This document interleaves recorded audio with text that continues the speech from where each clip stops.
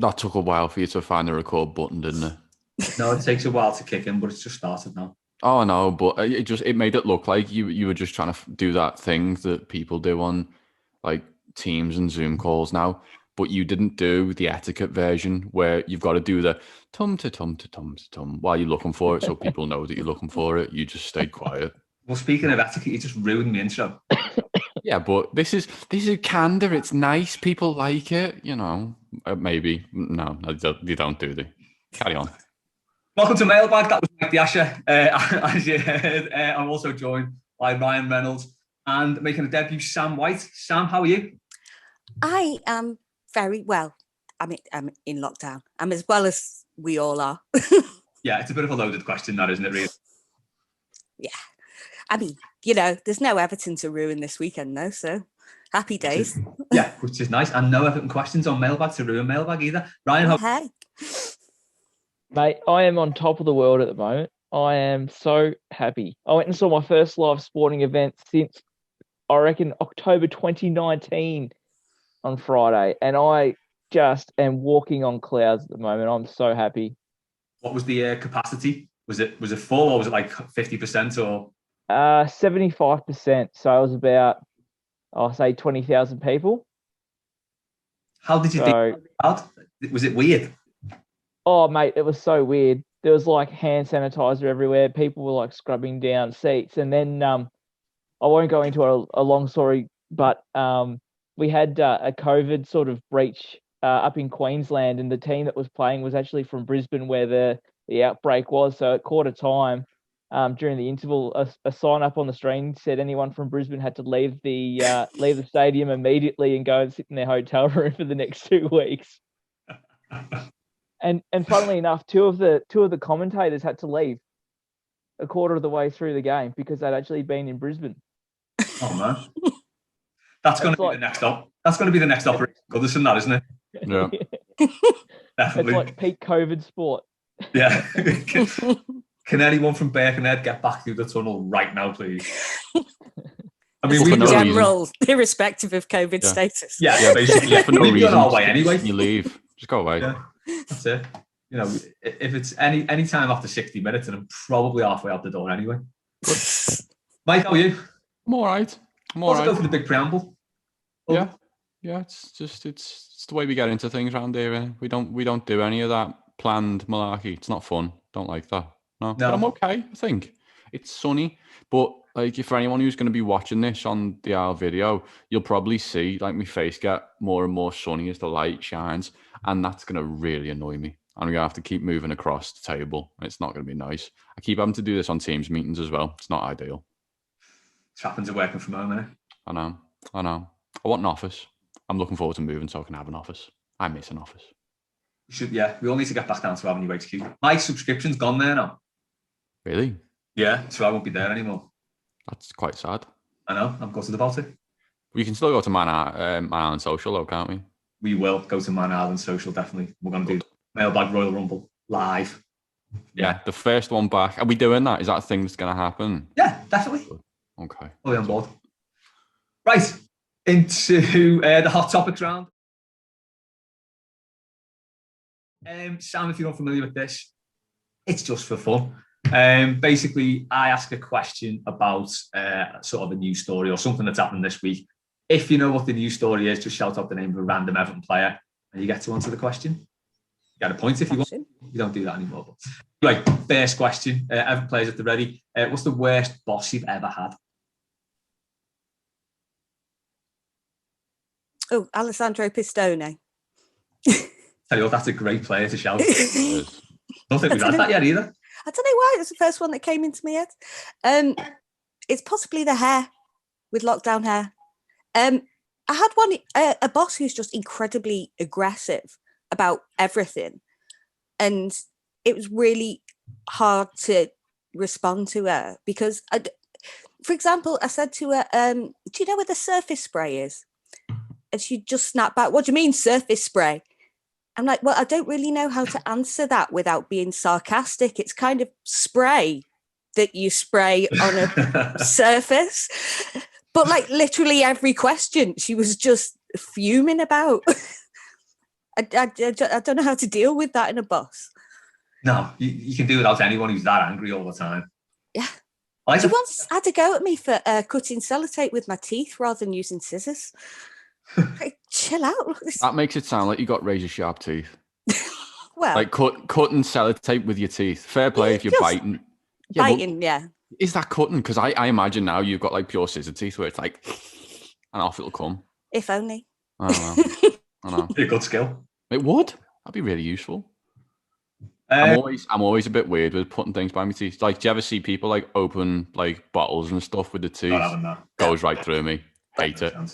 Because you know, if that's you, what's going to happen is you're taking your tooth out. It's just coming straight out. Yeah.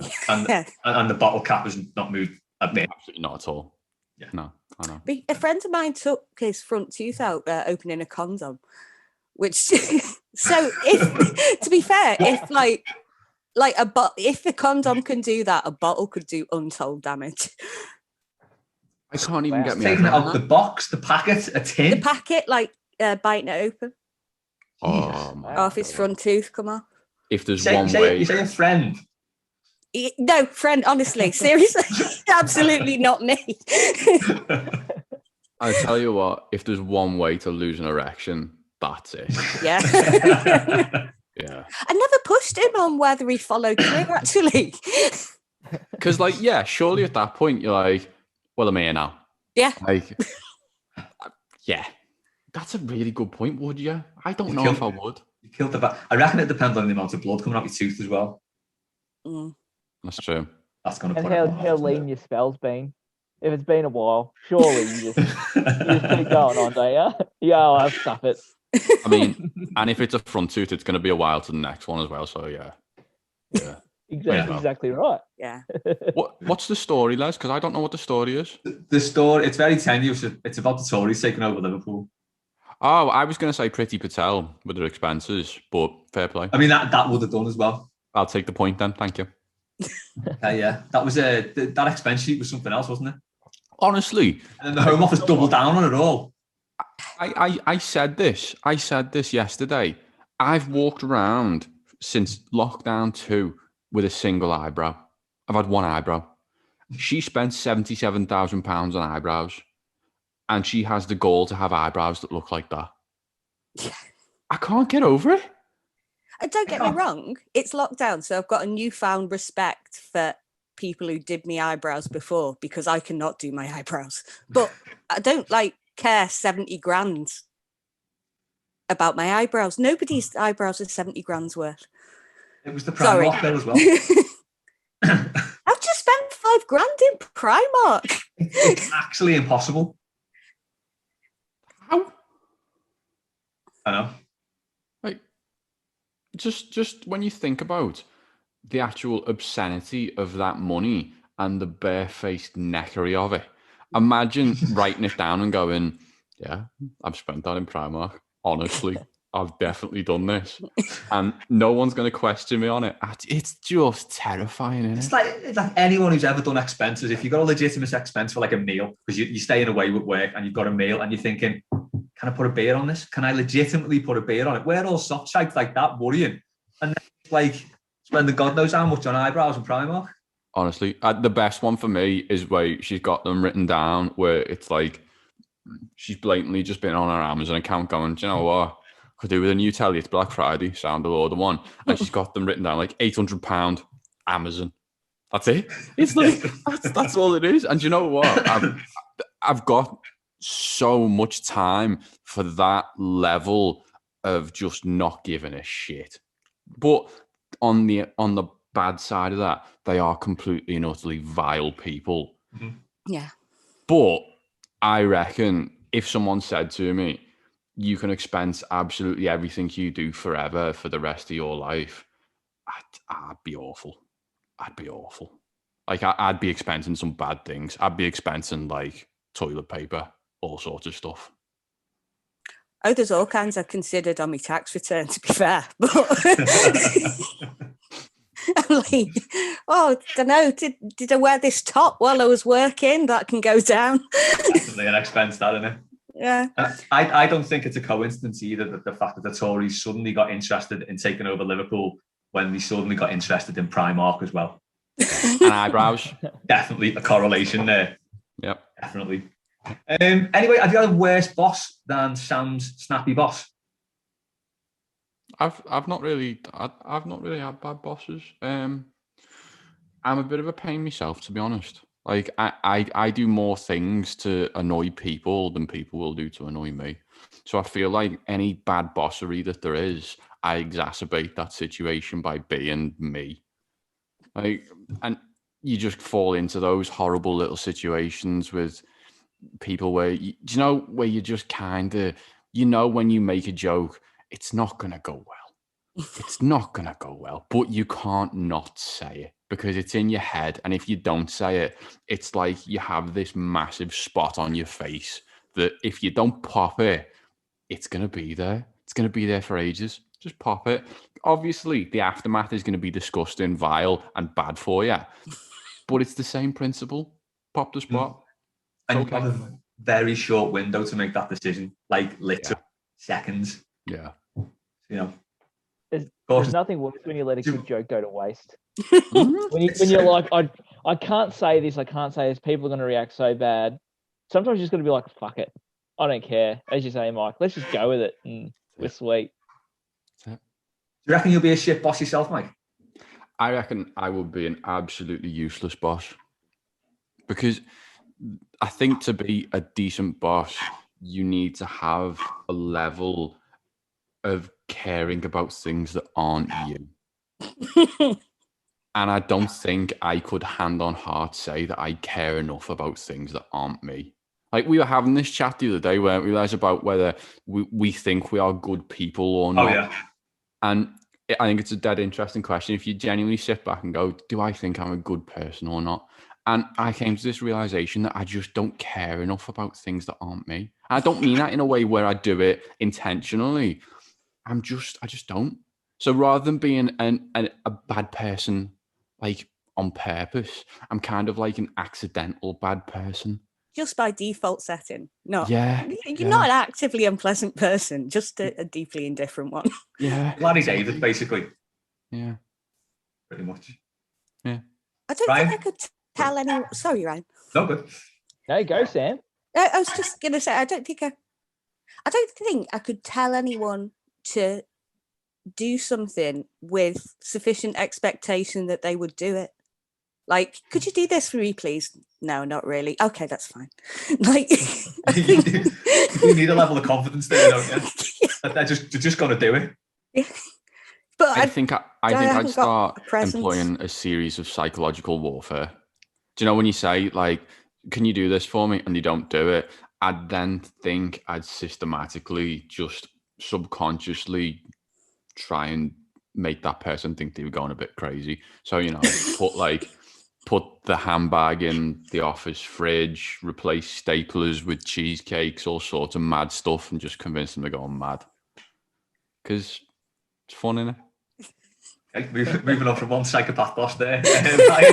Can you top that? No.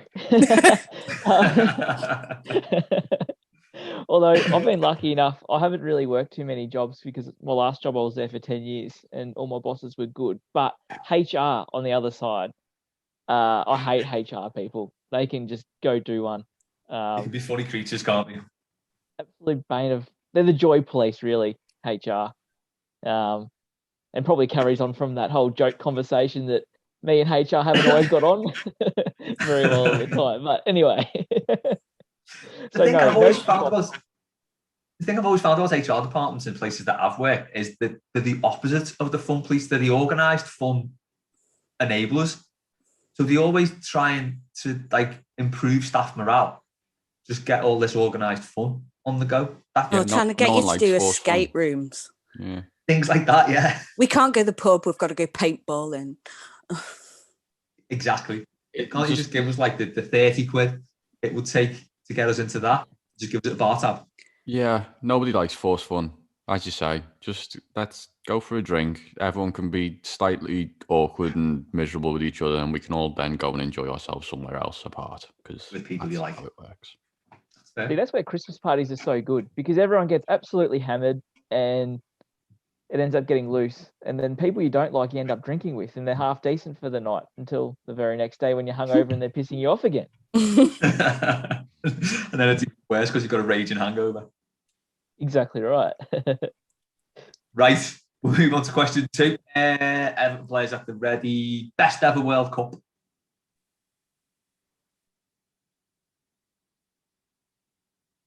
Are these more? Is this more tenuous links? Is this a really tenuous one?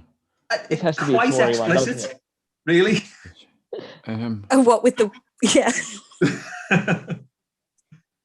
This is why I should pay attention to things that go on in the world, isn't it? Just give us an Everton player, anyone. Ian Turner. Who? Ian Turner. Oh, nice. So this story is the fact that it was the World Cup qualifiers this week. That's all. sorry. Oh, Sorry. That's not a story though. That's a thing that happened. I saw a hedge yesterday. That also happened. Yeah, no one's aware that you saw a hedge until now. Most people are aware that the World Cup qualifiers this week. What's your favourite hedge, Mike? Do you know what? It was a nice hedge, actually. It was quite a nice hedge. It was well maintained, as hedges go. It was good. Yeah. Better than the Scotland game, anyway. Better than eyebrows as well. I mean, I can't talk about eyebrows. I've barely got any. Anyway, what's your favourite World Cup? I think we've just seen the best World Cup that there will ever be in our lifetime. Like, I don't think you'll ever get a better World Cup than the one we've just had. I say just had because time is obviously a broken concept now, and it was yesterday, even though it wasn't. But the last World Cup, despite it being in an absolutely horrendous place, that everyone just went, let's forget about it. Let's just put it out of our minds for a little bit and try and enjoy it. The actual football itself was just sensational. And now that the World Cup has just gone to like 1 million teams, we've just seen like England play San Marino this week, and you have that really tedious argument that journalists sort of need something to write, so they go, let's have a go at a load of postmen who need to play England this week. Why not? And if the World Cup expands, that's exactly what you're going to get at a World Cup, and I don't need it. So yeah, the last one was the best one. Good shout. It was brilliant, plus VAR, so it was brilliant and occasionally funny, which is like the best formula for a tournament possible. Yeah. Do you know what I really, really regret about it as well is so obviously you had the 3 game days and then you had Love Island on straight afterwards. I didn't get into Love Island until like the mad winter one they had just before lockdown, and I think until the day I die, it'll be up there with one of my major regrets that I didn't get into Love Island while the World Cup was on. Because people who did, that's a day and a half that, like, you can start drinking at like 11 o'clock in the morning. And if you time it right, you are just getting nicely pissed as 3 vacuous 20-somethings are deciding that they want to shag someone completely different than the person they're sharing a bed with. And you can just live in that really weird university drama that everyone just encapsulates. Like, the high that you must have been on, like, 5 times a week. Just perfect. And I'll regret it forever. We've all got regrets, Mike. Don't beat yourself up. No. Ryan? 2006 for me, the return of the Aussies to the World Cup. That was pretty special. On a being a patriotic Aussie for a couple of seconds here, which is very rare for me, but beating Japan 3-1 and seeing Tim Cahill score those goals, that's one of my favourite sporting memories of all time. Yeah, amazing. The bad memory for me is celebrating Tim Cahill's goals more than anything England did in the whole tournament. Basically. Of course, Tim Cahill's now got like a Ronaldo record, hasn't he? So there's only Ronaldo and him have scored in 3 consecutive World Cups. Am I right? I think it might be 4. 4. For God, Cahill, is it 4? That's insane. And in fact, he might even have surpassed Ronaldo then, I don't know. But that's just mad, isn't it? That record, that. tiny Tim Cahill is just like a world beater. See, we had an argument on 11s yesterday about the World Cup being great or not. For a footballer to go, yeah, I've won the World Cup. I don't think it's that great anymore. Like, do you know the way if someone turns around and goes, yeah, he's a World Cup winner, I just don't think it's all that. Like, I know that sounds mad because it's the World Cup, but you've got people like Djibril Sidibe who genuinely forgets to put his socks on properly. He's won a World Cup. I suppose that reflects the sort of fallen stock of international football, which again could go back to the fact that there's so many teams getting involved now, which sounds a bit elitist and shit. But it's true. If loads of teams are getting involved with really poor standard football, like San Marino hasn't even got a professional league, has it?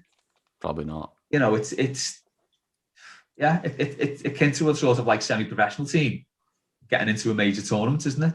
It's good fun though, isn't it? It's like Cool Runnings, but in football. Yeah, it was always good when San Marino took the lead against England in the USA '94 qualifier. The Graham Taylor bit. Yeah, that was great. Because it was like the first minute and everything. Honestly, like I think that's where Larry David must have got the idea for Curb Your Enthusiasm. Like for the idea for the way that the exit to each episode goes, because it's so perfect. It's like the saying, right? England, if they score like 1 million goals here, then they're in with a shot 2 seconds later, and it's just perfect. It's great. God rest his soul, Graham Taylor, but God, that was just so funny. I'm just saying to your colleague, referee's got me the sack. Thank him ever so much for that, won't you?